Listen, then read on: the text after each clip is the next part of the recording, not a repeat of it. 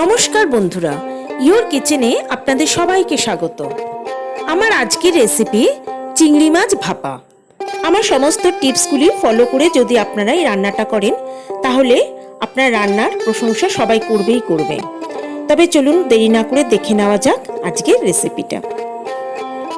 চিংড়ি মাছ ভালো করে ধুয়ে পরিষ্কার করে নিয়েছি। এবার এর মধ্যে দিয়ে দিলাম নুন আর দিয়ে দিলাম হলুদ। নুন আর হলুদ দিয়ে চিংড়ি মাছটাকে খুব ভালো করে মেখে নিতে হবে। এবার এটাকে মাখা হয়ে গেলে এবার এটাকে আমি 15 মিনিটের জন্য রেখে দেব। একটা পাত্রে নিয়ে নিলাম 1.5 চামচ কালো সর্ষে। এই রান্নাটা কালো সর্ষে দিয়ে ভালো হয়, তাই অবশ্যই কালো সর্ষে ব্যবহার করবেন।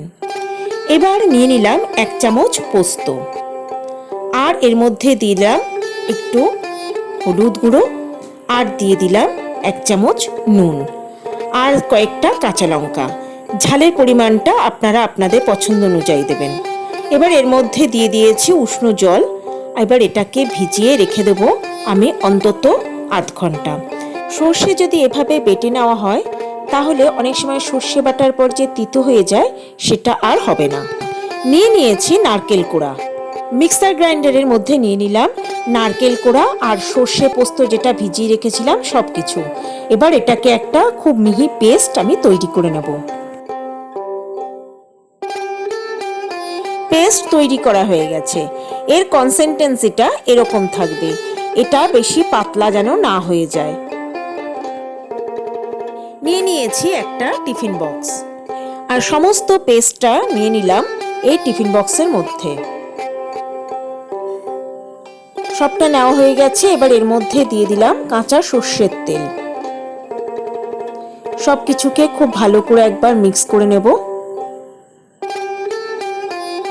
এই সময় আমি নুনের ব্যবহার করব না, কারণ আমি যখন সর্ষে পোস্ত বেটেছি তার মধ্যে নুন দিয়েছিলাম। এবার এর মধ্যে দিয়ে দেব নুন হলুদ মাখিয়ে রাখা চিংড়ি মাছগুলো। সবকিছুকে খুব ভালো করে চিংড়ি মাছের সঙ্গে মাখিয়ে নিতে হবে। সবকিছু মেশানো হয়ে গেছে। এবার এর মধ্যে দিয়ে দেব আর একটু সর্ষের তেল। আমার সকল দর্শক বন্ধুদের কাছে আমার একান্ত অনুরোধ আমার চ্যানেলটা সাবস্ক্রাইব করার। Please subscribe my channel. আর দিয়ে দেব কয়েকটা গোটা কাঁচা লঙ্কা। এবার টিফিন বক্সের ঢাকনা বন্ধ করে দেব, আর এটাকে আমি রেখে দেব অন্তত 10 মিনিটের জন্য।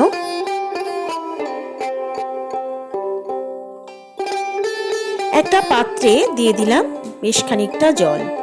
এবার এর মধ্যে আমি টিফিন বক্সটাকে খুব সাবধানে বসিয়ে দেব। আর খেয়াল রাখতে হবে যেন টিফিন বক্সের ভিতরে কোনোভাবেই জল না ঢুকতে পারে, তাই জলের পরিমাণটা খুব বেশি দেওয়া যাবে না। এবার এটাকে ঢাকা দিয়ে লো ফ্লেমে আমি এটাকে 20 মিনিটের জন্য রান্না হতে দেব।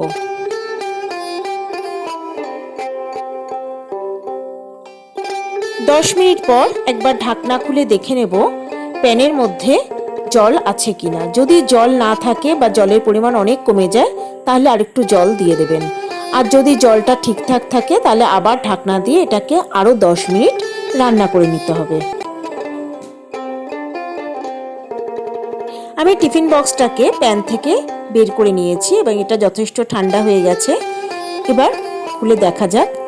একদম রেডি হয়ে গেছে আমার আজকের রেসিপি চিংড়ি মাছ ভাপা। রান্নাটা আপনাদের কেমন লাগলো তা কমেন্ট বক্সে আমাকে লিখে জানালে ভীষণই খুশি হব। গরম ভাতের সঙ্গে পরিবেশন করুন ভীষণই সুস্বাদু এই চিংড়ি মাছ ভাপা।